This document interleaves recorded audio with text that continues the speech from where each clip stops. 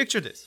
It's season 9 of Hermitcraft, you're watching your favorite Minecraft YouTuber, and suddenly a giant robot appears and tells them to do stuff. And everyone acts like it's okay, because they know this is Grumbot, Grumbot, the guy from season 7, but you're not from season 7.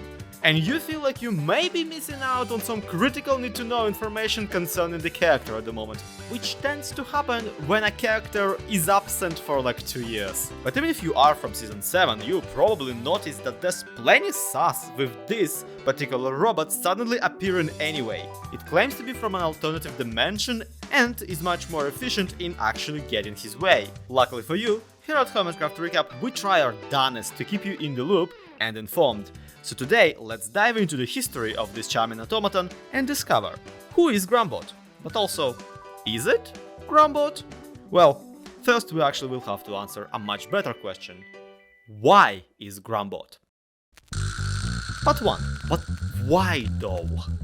This story, as many others, starts with a sizable pile of money. Season 7 of Hermitcraft had this thing going on, where to build anything in the shopping district, you had to pay a diamond fee based on the square area you're planning to occupy. Essentially, by their 8th year, Hermitcraft members have finally discovered taxes.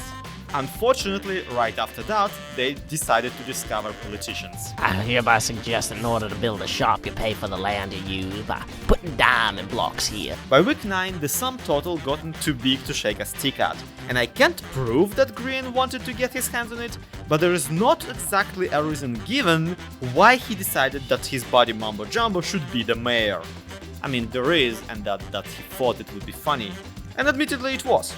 Especially because Mumbo himself didn't know he was running until he found the map art that Grian made. What do you plan on being mayor of? I guess I plan on being mayor of all of Hermitcraft. Honestly, I haven't thought that far. I haven't thought that far ahead. I only found out I was becoming mayor like a couple days ago. With these flyers plastered all over the server, many hermits soon realized that an election is going to take place, and that they wanted to win that election. All of a sudden, there were several people competing with them, and all the Mumbo campaign had to offer was their headquarters shaped like an outhouse. Yeah, I mean, I saw the poster, but that's just advertising the mayoral campaign. What do we plan on doing? The poster is the plan. Mumbo for mayor, right? Mumbo for mayor? Plan. That's not a plan. There's no plan there. That's just... I don't know what mayors do. To have a chance at this, him and Grian would have to bring in some serious intelligence. But if you can't find any intelligence in the store, I guess artificial is fine. And that's where our good boy comes in. With the body made by Grian and the redstone made by Mumbo, their new robot friend could emote, wiggle the stash, answer questions in a disturbingly naturalistic manner. What happened to the button, Grumbot? Beep beep boop boop. It died. And required diamonds to run for some reason. You designed a machine that we have to pay to use. Oh yeah. You know, he probably has feelings too. He is an artificial intelligence. He doesn't want to be doing this for free. The robot friend combined best qualities of his fathers and was tasked with only one purpose: make Mumbo a mayor. Through legal measures, if you can. And a hard task it was.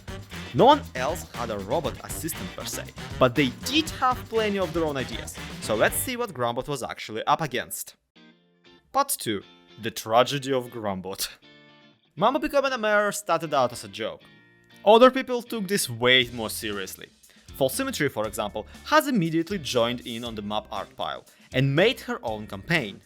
With her reputation as a PvP master, as a mayor she could offer the server some serious protection. She even rescued several hermits from zombie attacks live on camera, to drive home just how good a hero she is. Of course, the shopping district for the season was in a mushroom island where no monsters can spawn. No mobsters. Yeah, okay, no monsters. There isn't a mafia on Hermitcraft. So it didn't take too long for everyone to figure out that she was the one making the zombie traps in the first place. No, I don't believe you, False. You tried to trick me, and you shall pay. Still, protection is a pretty solid platform to run on, especially when we're talking protection from false symmetry, which she, of course, could offer. But back to the shopping district being a mushroom island. You know how these usually are covered in mycelium? That was not something anyone really liked. Attempts to clean it up were sparse and on the shop-to-shop basis. Someone had to take up the arduous chore to swap all of the mushroomed ground for grass at once. And hey, BWO decided, that man could be good times with Scar. He was not gonna do it himself, he really wanted Scar to do it instead. The two have already spent a lot of time and effort building up the town hall around the pile of community diamonds. It would only be fair they shape the pile like a throne and take a seat. Still, their campaign did promise enough terraforming to undo all of the mycelium, which pretty much everyone was on board with. On ground with. Stress Monster, by comparison, had no campaign promises. She had campaign demands. Stress's banners were brandishing the Get Gorgeous slogan, implying she could make Hermitcraft real bourgeois if elected. A promise she then backed up with her campaign headquarters floating around on hot air balloons, which was really pretty. Surprising amount of effort, given she only jumped into the fray because Iskall dared her to. Oh no, you know what this is. Hermit Challenges! Base. But perhaps the weirdest campaign belonged to Joe Hills. Seeing the opportunity to become a public servant, Joe reasoned he should at least be able to pick which one. So unlike anyone else, he wasn't running for mayor, he was running for the position of a dog catcher. Which is quite the important spot to fill on a server rapidly drowning in unattended dogs that Joe Hills was living everywhere to prove that it's an important spot to fill. To his credit, Joe also created a puppy sanctuary on his own territory. There the dogs were loved and cared for and given frequent pets. Spoiler alert, Joe later won the dog catcher position, if only because everyone just wanted him to clean up his own mess. But alas, he never fully delivered on his promises and failed to ever catch Rendog. That's all to say that Grumbot had some serious competition to face. Yeah, remember how this video was about Grumbot? I know, I almost forgot. To have a chance against the competitors, Team Mayor JR had to bring something really unique to the table. Grumbot's idea? Take the advertisement campaign a whole step further. We had billboards and flyers and pictures, but what if those pictures moved? Quite the novel concept on this server filled with video creators. Mumbo and Grian built a whole film studio and record a few green screen shots that they later assembled into a magnificent campaign art. And look, I'm a video editor myself, but even I can't explain to you how this became that. I hear Mumbo edits his videos with After Effects, but this is some quality compositing. But here is the conundrum. What good is an ad if the only place you can see it is Mumbo's channel? Everyone there already likes him. That's when Grumbot really puts out a 1000 IQ move. His next idea is to start a Mayor Mumbo merch shop. Except, instead of selling the merchandise, the place would actually sell you on working for them. Now, the shop they built looked like a miniature Grumbot, and they called it Grumbot Jr., which in my opinion is just cute. But also inside, you could grab a Mumbo mustache, a Mumbo for Mayor t-shirt, and even get paid for wearing them. For extra cash, a hermit could even run the campaign ad in their own videos. How could they afford all of this? Well, turns out that's what Grumbot has been saving up for this entire time. That's what the budget's for. We're giving them away. It says Grumbot is proud of you. Oh, that's very so sweet. Cute. That is very cute. Well, things have. Oh, he said good luck, dads, as well. Oh, Yeah. So we've gone from creators to dads. Unfortunately, this is where Grumbot's mastermind might have met his match, as at the same time BWO of Scar's camp was receiving secret commands from Scar's cat Jelly. And Jelly realized quickly that there is no upper limit on how much embarrassment beat-ups can fit. That's why he's been tasked with buying out all of the Jrumbot's entire stock, sabotaging the campaign, and even getting paid for it. He also had to wear all the merch and run all the ads, but again, no upper limit. The brain cells being rattled also attracted Iskall's attention. He hoped to get a tip from Grumbot on how to run Stress Monster's campaign, but turns out the AI had his loyalty hardwired to the dads. Determined, Iskall resolders some parts of the machine's brain, but still doesn't get an answer. What he does get is an utterly broken Grumbot, which, okay, yeah, whenever I try to resolder something, this is pretty much the result I get as well. He looks very angry about that, okay? You are not my dads. And let's just go all in. Give me a great genius idea of doom. Great idea of doom? Get gorgeous. What? Yeah, That's their slogan. No, speak to me, Grumbot. Oh, he's sad. Clearly traumatized by the experience, Grumbot descends into a completely broken state. His only outputs are dark and depressed. Finally, he goes standby, his final words being goodbye, dads. What is love? Does anything really matter?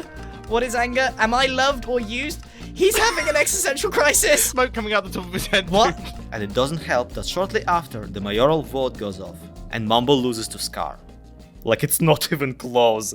Even Mumbo and Grian voted for Scar. Scar is just that good, okay? I had the Right. same moment of like, you know what, Scar might actually be a good mayor, and I think we made the right decision. The news, however, never reached Grumbot. In his damaged state, who knows what could happen if they did.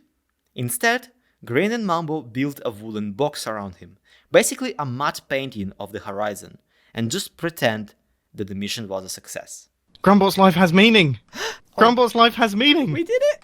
Okay, I think he's happy. They leave Grumbot to live out his infinite days in a happy virtual reality where Mumbo really did become the mayor. Locked away, forgotten, and lied to by the very people he called family. He's the happiest he's ever been. He is the happiest Grumbot. Which is so unfair!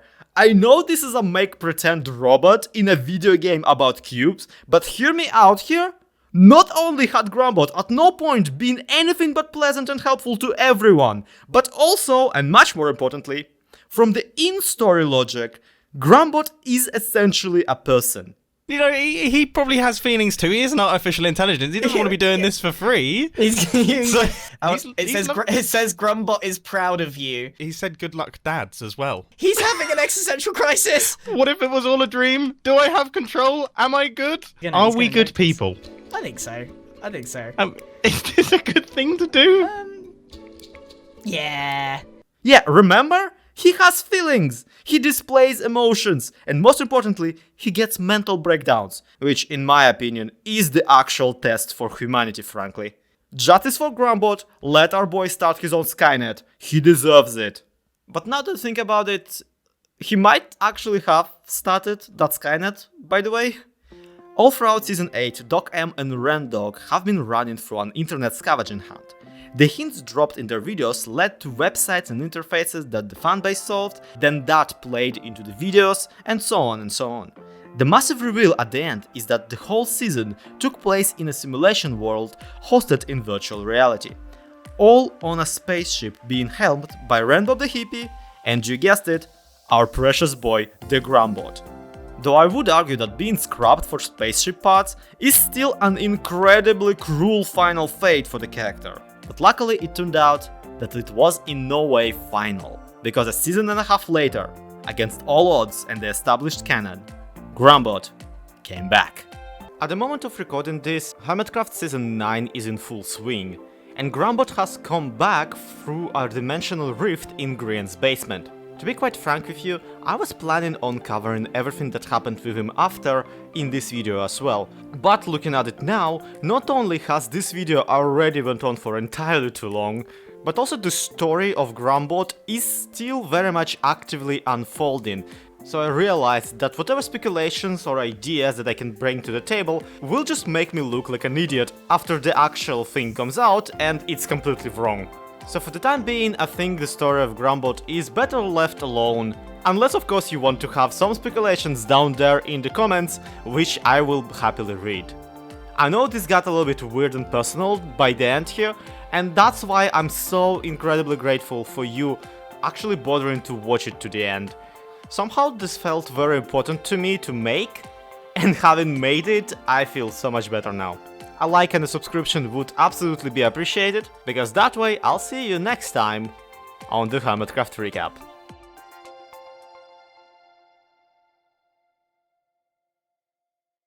Season 9 Grumbot says that he's from a reality where Mumbo is a mayor, and Season 7 Grumbot thinks that his reality is the one when Mumbo is the mayor.